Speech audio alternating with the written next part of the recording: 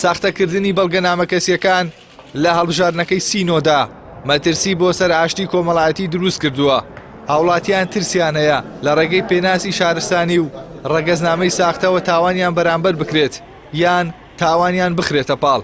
با بڕوای ڕاوێژکارێکی یاسایی پەرلەمانی کوردستانیش بە پێی مادەی 57 لە هەمواری یاسای هەڵبژاردنەکان ساختەکردنی بەڵگەنامەکانی دەنگدان تاوانە و سزای قورسی لە پێبژاردن و زیندانیکردن بۆ دیاری کراوە. هاوکات بە پێی یاساش ساختەکردنی بەڵگەنامە ڕەسمیەکان بە تاوانی گەورە دەستنیشان کراوە.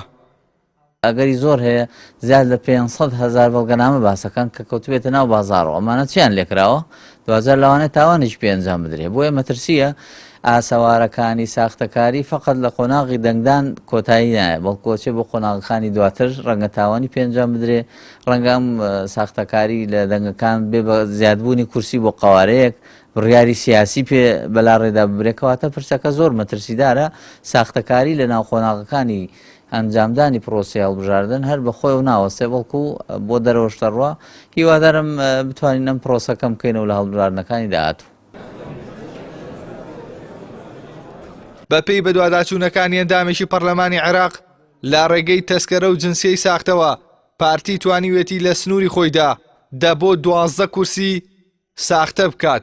یەکێتی نیشتیمانیش لە سنووری خۆی و لە ڕێگەی تەسکەرە و جنسیەی ساختەوە توانیوێتی نزیکەی 8 کورسی ساختە بکات. هەروەها ئەو ئەندامەی پەرلەمان ئاماژەی بۆ ئەوەش کرد یەکێتی و پارتی دەستگای حکومی نیشتیمانیان بەکارهێناوە بۆ ساختەکاری و بەو هۆیشەوە لە ڕێگەی لیژنەی یاساییەوە لێکۆڵینەوە دەکەن و داوا لە حکوومەتی فیدراڵی دەکەن لێپێچینەوە لەگەڵ فەرمانگەکانی ڕەگەزنامەی کوردستان بکات.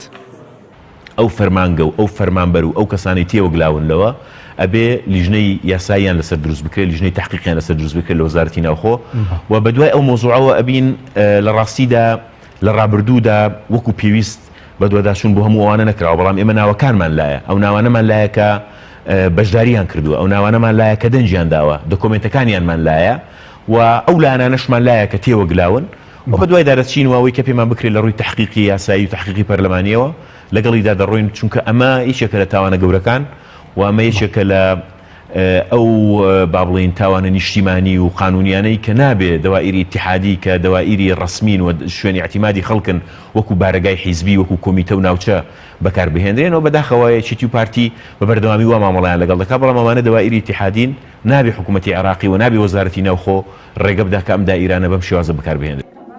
بەڵگەنامەکانی پێناسی باری شارستانی و ڕەگەزنامە ڕاستەوخۆ پەیوەستن بە کاروباری هاوڵاتیان لە دامەزراوەکانی حکوومەتدا و لە ڕێگەیانەوە مافی خاوەندارێتی و مافی دارایی و ناسنامەی کەسی بۆ هاوڵاتیان دەستەبەر دەکات.